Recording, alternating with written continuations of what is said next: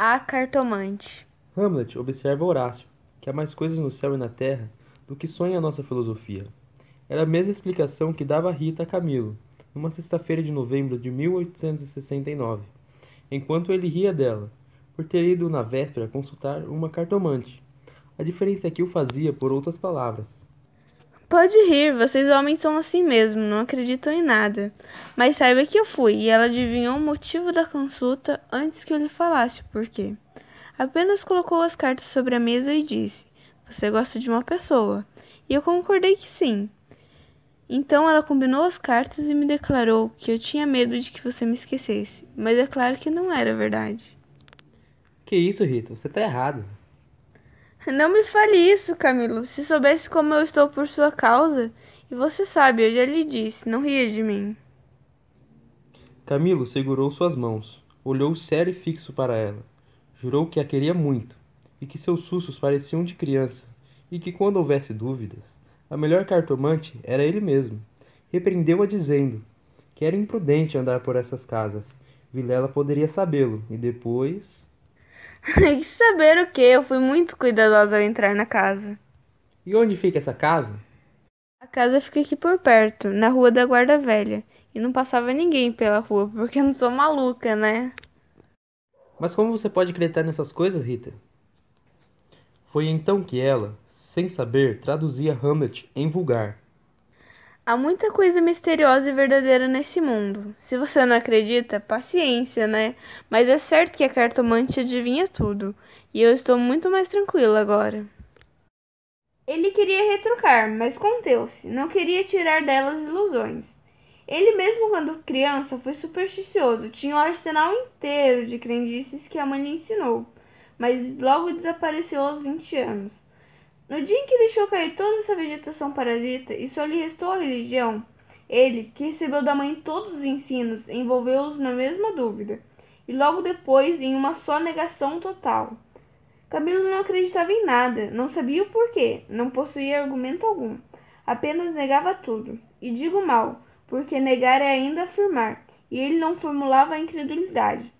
Diante do mistério, levantou os ombros e foi andando. Eles se separaram felizes, ele ainda mais que ela. Rita estava certa de ser amada.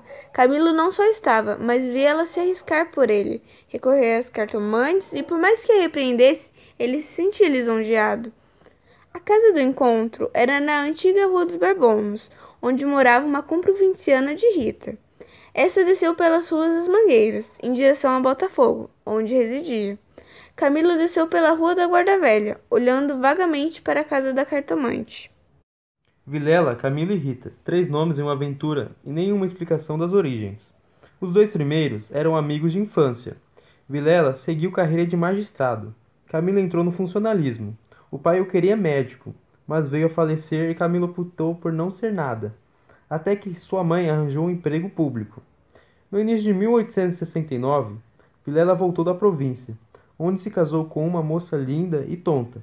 Abandonou a magistratura e abriu uma banca de advogado. Camilo arranjou uma casa para Vilela, perto de Botafogo, e foi recebê-lo. É o senhor? Não imagina como meu marido é seu amigo. Falava muito do senhor. Camilo e Vilela se olharam com ternura. Eram amigos de verdade. Depois Camilo confessou de si para si que a mulher do Vilela não desmentia as cartas do marido. Realmente era graciosa e viva nos gestos, olhos cálidos, boca fina e interrogativa. Era um pouco mais velha que ambos, contava 30 anos, Vilela 29 e Camilo 26. Entretanto, o porte grave de Vilela fazia-o parecer mais velho, enquanto Camilo era um ingênuo na vida moral e prática. Faltava-lhe tanto a ação do tempo como os óculos de cristal, que a natureza põe no berço de alguns para adiantar os anos, nem experiência nem intuição.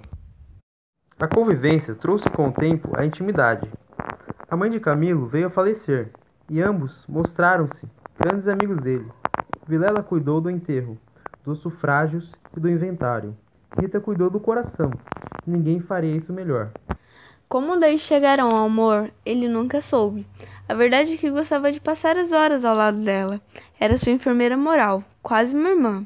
Mas principalmente era mulher e bonita. Odor de fêmea. Liam os mesmos livros, iam junto a teatros e passeios. Camilo ensinou a jogar dama e xadrez. Jogavam às noites. Ela mal, ele parecia agradável, pouco menos que mal. Agora a ação da pessoa, os olhos teimosos de Rita, que buscavam pelo dele, que o constavam antes de o fazer ao marido. As mãos frias, as atitudes insólitas. Um dia, fazendo ele aniversário, recebeu de Vilela uma rica bengala de presente, e de Rita apenas um cartão com um vulgar cumprimento escrito a lápis, e foi então que ele pôde ler no próprio coração. Não conseguia arrancar os olhos do bilhetinho. Palavras vulgares, mas há vulgaridades sublimes, ou pelo menos deleitosas. A velha caleça de praça, em que passeou pela primeira vez com sua amada, fechadinho ambos, vale o carro de Apolo. Assim é o homem e assim as coisas que o cercam.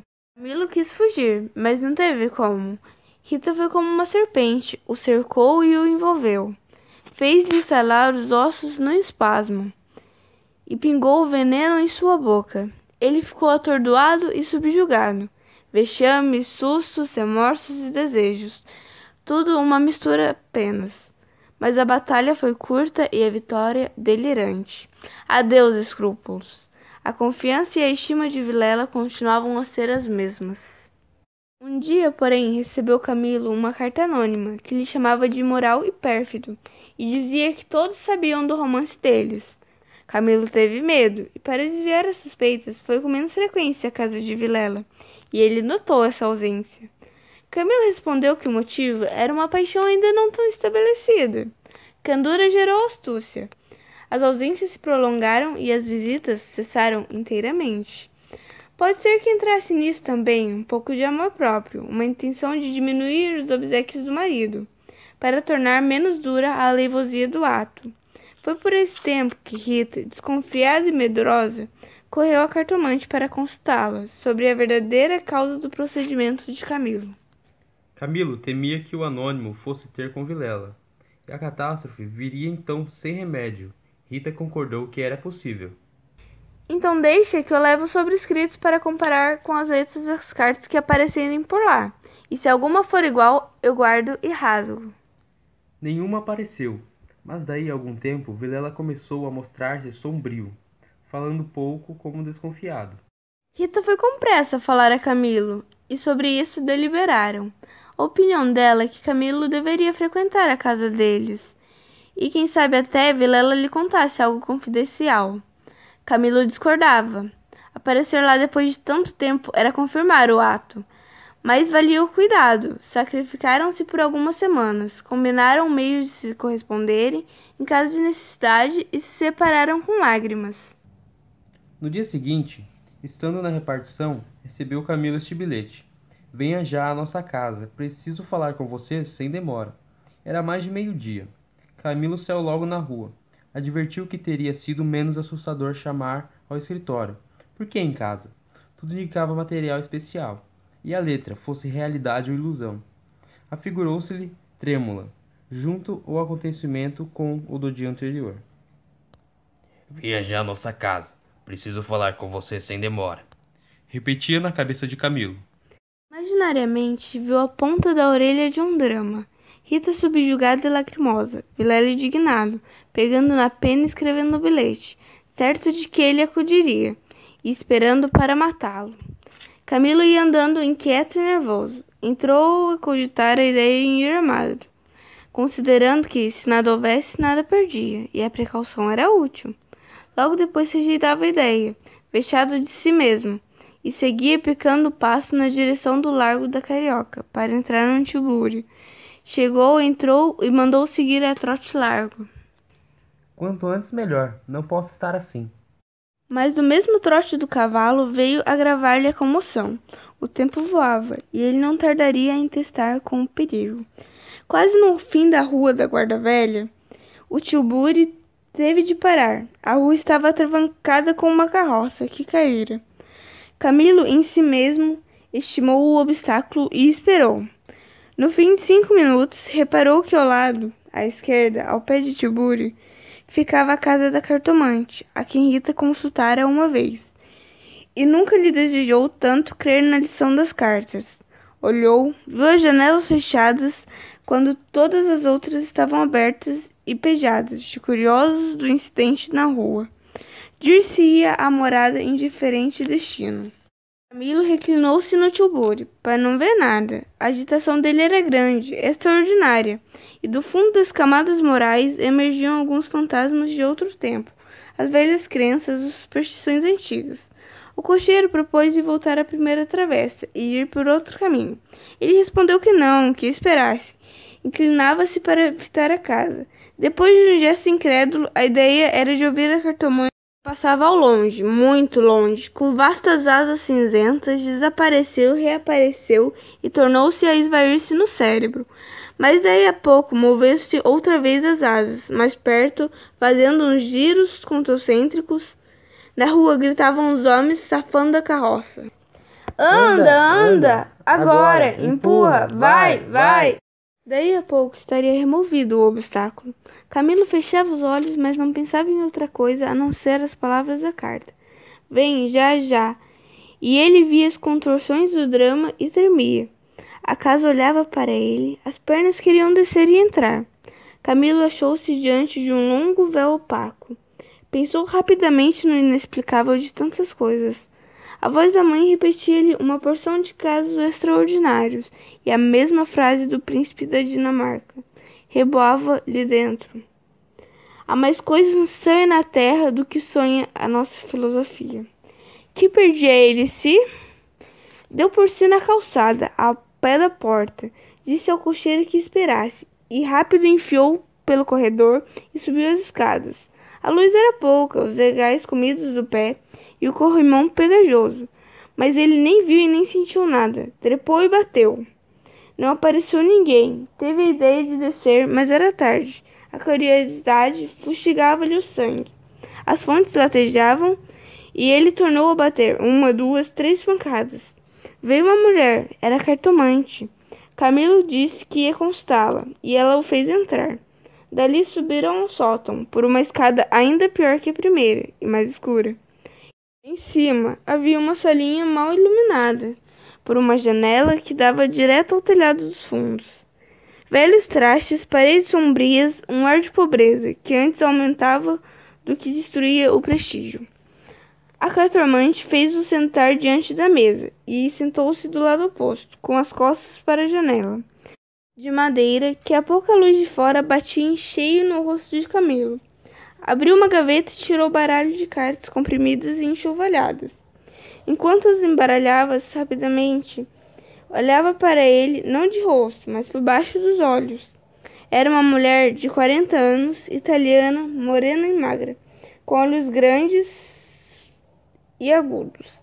Voltou 3 cartas sobre a mesa e disse: Vejamos, primeiro o que o traz aqui. O senhor tem um grande susto. Camilo, maravilhado, fez um gesto afirmativo. E quer saber se acontecerá alguma coisa ou não. A mim e a ela. A cartomante não sorriu. Disse-lhe só que esperasse. Rápido pegou outra vez as cartas e as estendeu sobre a mesa. As cartas me dizem... Camilo inclinou-se para beber uma a uma as palavras. Então declarou que não tivesse medo de nada. Nada aconteceria nem a um nem a outro. Ele, o terceiro, ignorava tudo. Não o bastante. Era indispensável muita cautela. Ferviam invejas e despeitos. Falou-lhe do amor que os ligava, da beleza de Rita. Camilo estava deslumbrado. A cartomante acabou, recolheu as cartas e fechou-as na gaveta. A senhora restituiu-me a paz ao espírito, disse ele, estendendo a mão por cima da mesa e apertando-a da cartomante. Essa levantou-se rindo. Vá, rapaz apaixonado.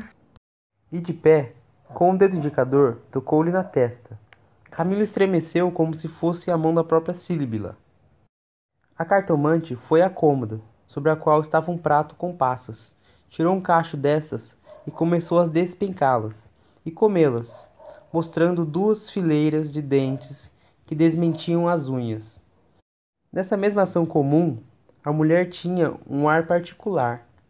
Camilo, ansioso por sair, não sabia como pagasse, ignorava o preço.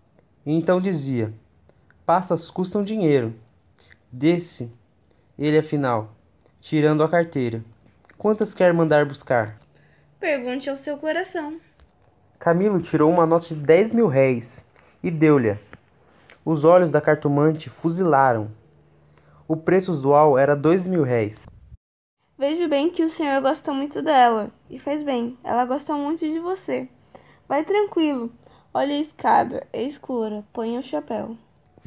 A cartomante tinha já guardado a nota na algibeira e descia com ele, falando, com um leve sotaque.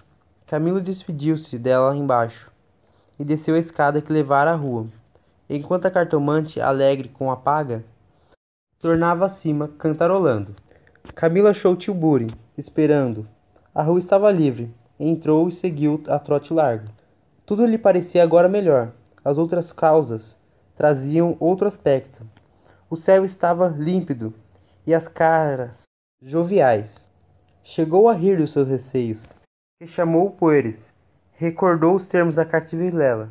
Reconheceu que eram íntimos e familiares. Onde é que lhe descobrira a ameaça?